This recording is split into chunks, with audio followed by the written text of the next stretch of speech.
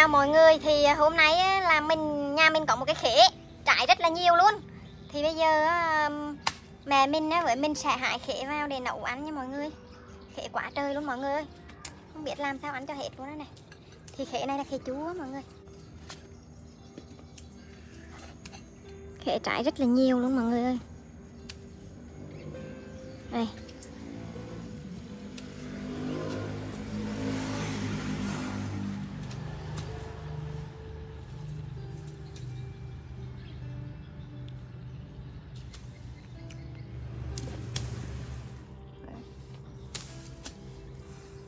Bây giờ hái nhiêu đây là đủ rồi mọi người. Thì bây giờ sẽ vào chế biến món ăn nha mọi người. Thì mình sẽ nấu món canh khế. Mình đang nấu canh khế chua cà chét mọi người. Bây giờ mình sẽ ướp nha, cho muối, nước mắm, bột ngọt, hạt nêm, hành củ đi mọi người, ớt bột, tiêu, một quả ớt trái nữa cho khử mùi tanh nha mọi người.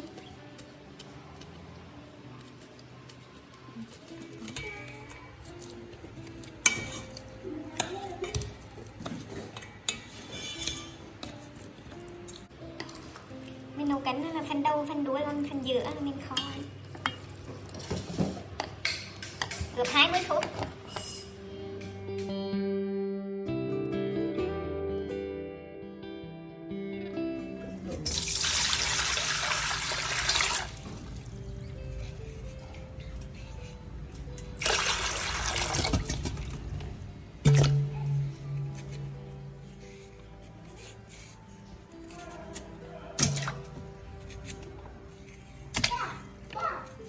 Bây giờ mình sẽ cắt mỏng khế và tí nữa mình sẽ vắt khế thiệt là khô ráo để cho cái chất chua ra bớt, chứ nếu mà để nguyên về nấu chua quá ăn không ngon này.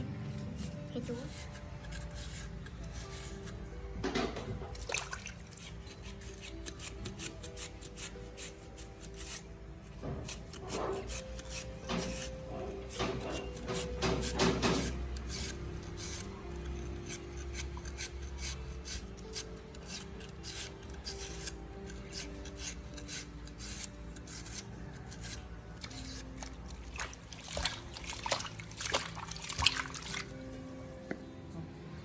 muối, mình thêm muối để mình bóp cho khế mềm và bớt chua.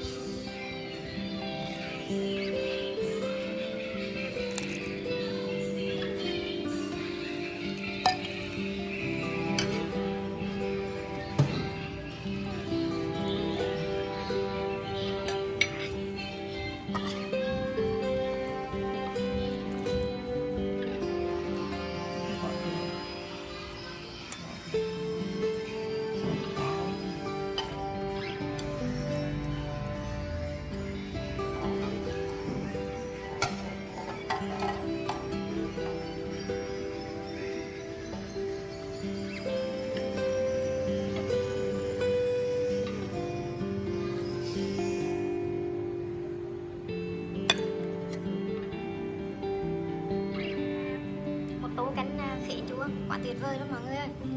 Trứng của cá này. Trời ơi.